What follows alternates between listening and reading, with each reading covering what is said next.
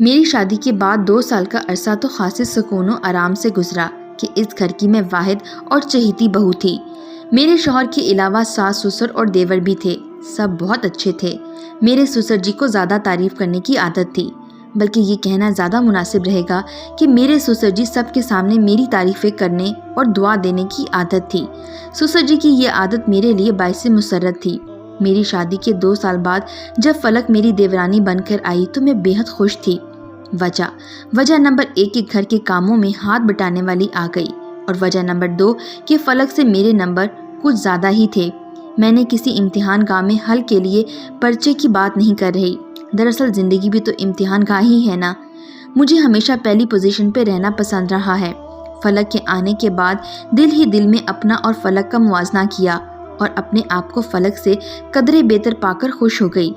خوبصورتی بہت تھی میرے پاس اور ذہانت بھی، خوبصورت تو فلک بھی تھی، مگر میری سرخ و سفید رنگت کے سامنے اس کا گندمی رنگ کچھ سانولا محسوس ہونے لگتا، اور اس پر فلک کی بے تحاشا اور مسلسل بولنے کی عادت، اس کی آواز کان کے پردے پھاڑنے کی صلاحیت رکھتی تھی۔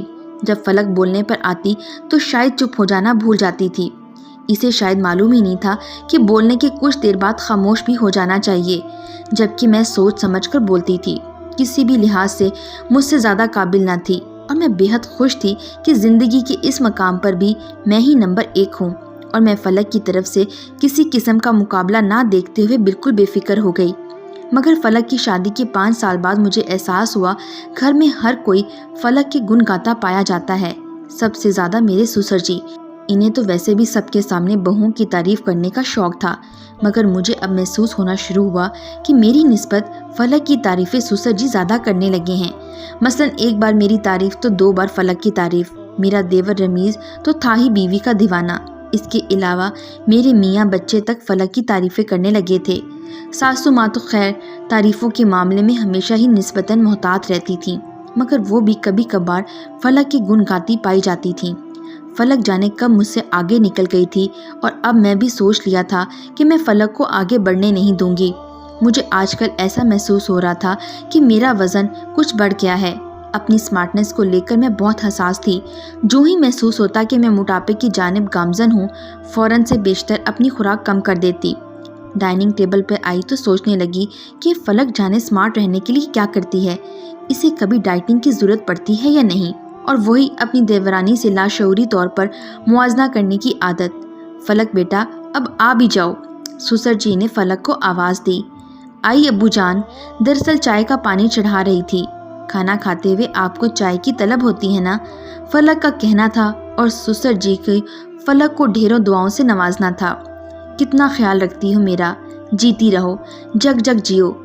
ابو جان آپ تو شرمندہ کر دیتے ہیں۔ سسر جی جینے کی دعا دیتے نہیں تھکتے، اور بہو جی ہر دم مرنے کو تیار۔ آج میری توجہ اپنے کھانے سے زیادہ فلک کے کھانے پر تھی۔ میرا فلک کے کھانے کو نظر لگانے کو کوئی ارادہ نہ تھا، بس دیکھنا چاہتی تھی کہ فلک اپنی سمارٹنس برقرار رکھنے کے لیے کتنا کم کھاتی ہے۔ فلک نے پہلا بڑا نوالا توڑا۔ میں نے ابھی اپنے لیے روٹی اٹھائی اور چھوٹا سا نوالا توڑ کر آہستہ آہستہ چبانے لگی۔ شروع سے میری عادت ہے کہ بہت آہستگی سے کھانا کھاتی ہوں۔ تیسرے نوالے پر دیکھا تو فلک کی روٹی ختم شد ہو چکی تھی، اور اس نے دوسری روٹی اٹھا لی تھی۔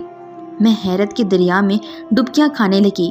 میرے کھانے کی رفتار مزید کم ہو گئی، اور فلک کے کھانے کی سپیڈ باولے گھوڑے کی مانند مزید تیز ہو گئی۔ اس نے جھٹ پٹ دوسری روٹی ختم کر کے تیسری روٹی اٹھا لی تو میں حیرانگی کے سمندر میں مرنے والی ہو گئی۔ تیسری روٹی کے اختتام سے پہلے ملازمہ کی آواز آ گئی، بی بی جی چائے میں ابال آ گیا ہے، ابھی آئی، بیٹا کھانا تو پیٹ بھر کر کھا لو۔ ساسو ماں پیار سے بولی، نہیں امی اب بھوک مر گئی ہے، اب نہیں کھایا جائے گا، چائے نہ گر جائے۔ فلک کہتی ہوئی کچن کی طرف بڑھ گئی۔ او بیچاری نے روٹی بھی پوری نہیں کھائی۔ سسر جی افسوس سے بولے۔ میں نے فلک کی تیسری روٹی کی بقایا جات پر ایک نظر ڈالی، پھر دوسری نظر ڈالی اپنی پہلی روٹی پر جو کہ ابھی بھی آدھی باقی تھی، مگر اب میری بھوک مر چکی تھی، کیونکہ مجھے پتہ چل گیا تھا کہ فلک بہت کھاتی ہے اور پھر بھی سمارٹ رہتی ہے۔ فلک 5 سال میں 3 عدد بچوں کی والدہ بن چکی تھی، جبکہ میں شادی کے 7 سال بعد بھی وہی شروع کے جڑواں بچوں پر صبر شکر کر کے بیٹھی تھی۔ اپنے جڑواں بچوں کی پیدائش کے بعد مزید بچے پالنے کی ہمت ہم دونوں میاں بیوی میں نہ تھی۔ دونوں کو دن میں میں سنبھالتی جبکہ رات کو عاشر سنبھالتے تھے۔ میری نیند میری کمزوری تھی۔ میرے دونوں بچے اب 6 سال کے ہو گئے تھے، اس لیے فی الحال اس معاملے میں فلک کی برابری کر ہی سکتی تھی۔ اس سے پہلے کہ فلک مزید بچوں کی پیدائش پر غور کرے، بلکہ وہ تو شاید بغیر غور کیے بچوں کی آمد پر یقین رکھتی تھی۔ شاید اجی سنتے ہیں، میں نے بہت پیار سے عاشر کے کندھے پر ہاتھ رکھا۔ پچھلے 8 سالوں سے آپ ہی کی تو سن رہے ہیں ایشل جان، اور ساری زندگی بخوشی آپ کی ہی سنتے رہیں گے، دل و جان سے راضی ہیں۔ عاشر نے بہت پیار سے جواب دیا۔ میں نے بھی موقع غنیمت جانا۔ میں سوچ رہی تھی کیوں نہ ایک نیا فرد ہم فیملی میں شامل کر لیں۔ جی ابھی تو کوئی اور چھوٹا بھائی نہیں ہے میرا جس کی شادی کر کے مزید فیملی بڑھائی جا سکے۔ اوہو، میرا مطلب ہے کہ اپنے دونوں بچے 6 سال سے زیادہ کے ہو چکے ہیں، تو کیوں نہ ایک ننھا منا بچہ۔ کیا؟ ابھی میری بات پوری بھی نہیں ہوئی تھی کہ عاشر کیا بولتے ہوئے مجھ سے دور ہو کر سامنے صوفے پر جا کر بیٹھ گئے، جیسے انہیں بیڈ پر فلک بوس سر کٹی گلیری نظر آ گئی۔ کیا ہو گیا ہے عاشر؟ ایشل، مجھ میں مزید راتوں کو جا کر بچے سنبھالنے کی ہمت نہیں ہے۔ عاشر کو شاید گزرا وقت یاد آ گیا تھا۔ تیسرا بچہ ہرگز نہیں۔ کیوں نہیں؟ فلک اور رمیز کو دیکھیے، 5 سال میں 3 بچے ہو گئے ہیں ان کے۔ ایک ہم ہے کہ شادی کے 1 سال بعد بھی 2 ہی بچے تھے اور 7 سال بعد بھی 2 ہی ہیں۔ ایشل، ان کے بچے فلک خود سنبھالتی ہے۔ رمیز کو راتوں کو جاگنا نہیں پڑتا، وہ فلک ہے، رات کو جاگ سکتی ہے اور صبح بھی جلدی اٹھ سکتی ہے۔ اس لیے اگر ان کے 3 کے بجائے 5 بچے بھی ہوں تو بھی کوئی فرق نہیں پڑتا۔ بچے صرف آپ نے سنبھالے ہیں، میں نے نہیں۔ مجھے افسوس ہوا عاشر کی بات پر، رات کو تو صرف میں نے سنبھالے ہیں۔ اچھا، میں اسٹڈی روم میں جا رہا ہوں، تھوڑا مطالعہ کروں گا، اس کے بعد وہیں سو جاؤں گا، مجھے تنگ نہ کرنا۔ عاشر کہتے ہوئے اٹھ کر چلے گئے اور میں شرمندگی کی کیفیت میں مبتلا ہو گئی۔ واقعی میری نیند ہی میرا سب سے بڑا مسئلہ ہے شاید۔ رات کو سونے کے بعد آنکھ ہی نہیں کھلتی تھی۔ بچوں کے ہونے کے بعد بھی رات کو جب بچے اٹھتے عاشر ہی سنبھالتے۔ کس طرح بچوں کو سنبھالتے یہ میرا مسئلہ نہ تھا، کیونکہ وہ مجھ سے بہت محبت کرتے تھے اور ہر ممکن میری مدد کرنے کی کوشش کرتے تھے۔ میں آرام سے اپنی نیند پوری کرتی اور صبح قدرے دیر سے اٹھتی۔ جب تک فلک نہیں تھی تب تک ناشتہ میری ساس کی ذمہ داری تھی، باقی سارے دن کے گھر کے کام میں کرتی تھی، مگر صبح اٹھنا میرے لیے مسئلہ تھا۔ میرے سسر جی علل صبح اٹھنے کے عادی تھے، صبح اٹھتے ہی ان کو چائے چاہیے ہوتی تھی۔ فلک کی شادی سے پہلے ہی ذمہ داری ساسو ماں کی تھی اور بعد میں فلک نے یہ ذمہ داری لے لی تھی۔ جانے وہ رات کو بھی سوتی تھی کہ نہیں۔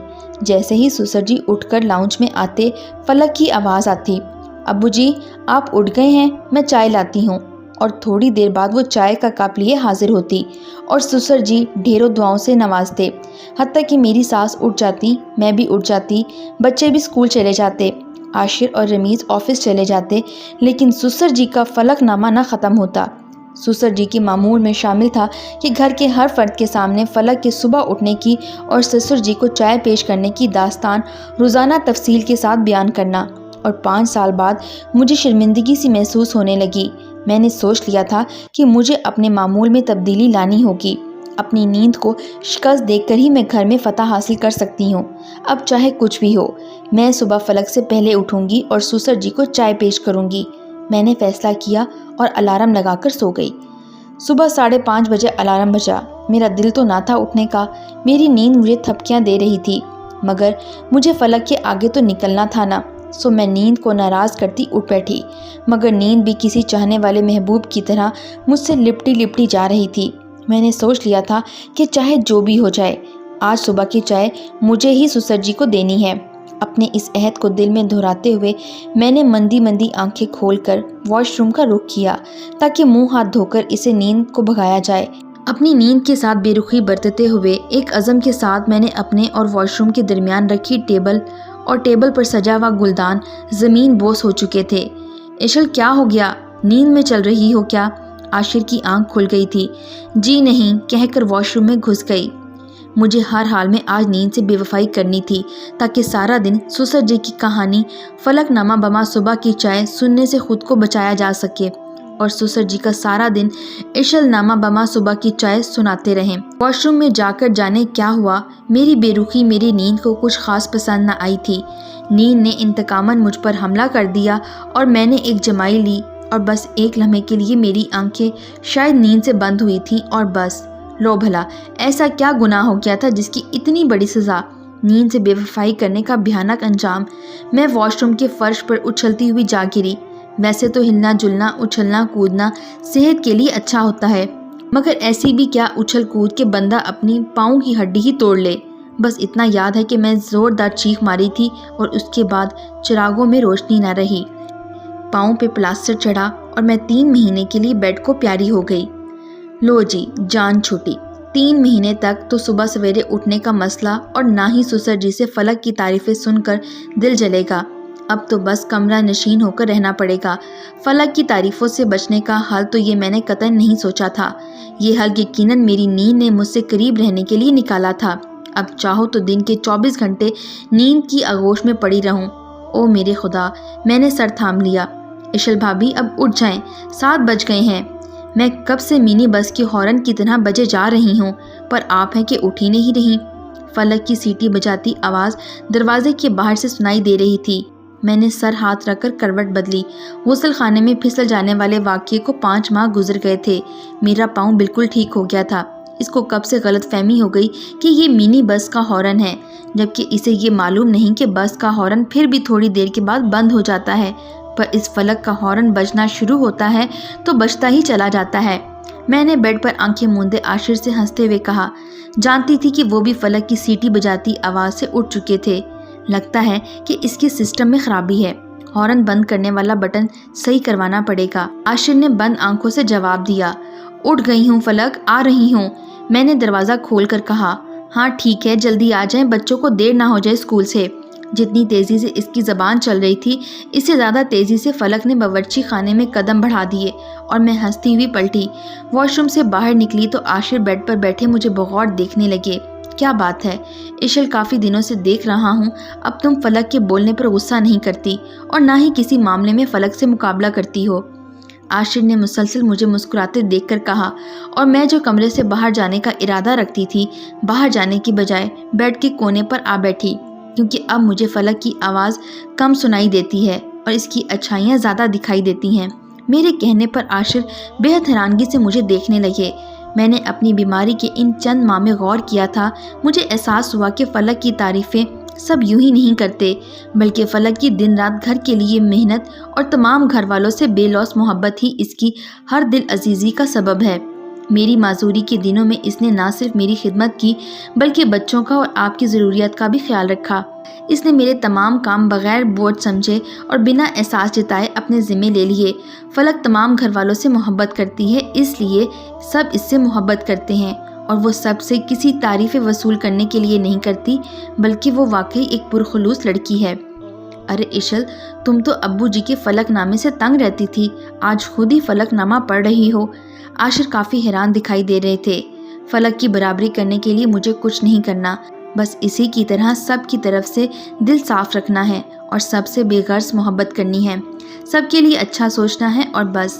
میں نے مسکراتے ہوئے قدرے اطمینان سے کہا، واہ اشل، آج تو تمہاری باتوں نے میرا دل ہی جیت لیا۔ عاشر بہت پیار سے بولے، سوچ رہا ہوں اگر ہماری فیملی میں تیسری بچے کا اضافہ ہو جائے تو کوئی مذائقہ نہیں ہے۔ عاشر میری طرف قدرے جھکتے ہوئے رومانٹک موڈ میں بولے، جی نہیں، ایسا سوچنے کی بالکل ضرورت نہیں ہے، کیونکہ میں آپ سے بہت پیار کرتی ہوں، اس لیے آپ کو بچوں کے لیے راتوں میں جگانے کا کوئی ارادہ نہیں رکھتی۔ میں ہنستے ہوئے کمرے سے باہر نکلی تو عاشر ٹھنڈی آب بھر کر دوبارہ بیڈ پر دراز ہو گئے اور میں نے باورچی خانے کی طرف قدم بڑھائے، جہاں کچن سے فلک کی سیٹی بجاتی آواز آ رہی تھی۔ میں کہہ رہی ہوں بھابھی، جلدی سے بچوں کو اسکول کے لیے اٹھا دو، 7 بج گئے ہیں۔ اشل بھابھی، آپ یہ چائے دیکھیے، میں بچوں کو جا کر اٹھاتی ہوں۔ ابو، آپ کو چائے اور چاہیے؟ بچوں کے کمرے کی طرف جاتے جاتے فلک نے لاؤنج میں بیٹھے سسر جی سے پوچھا، نہیں بیٹا، ابھی نہیں چاہیے۔ صبح صبح اٹھ کر سب سے پہلے چائے دیتی ہو، کتنا خیال رکھتی ہو میرا۔ سسر جی کا فلک نامہ شروع ہو چکا تھا۔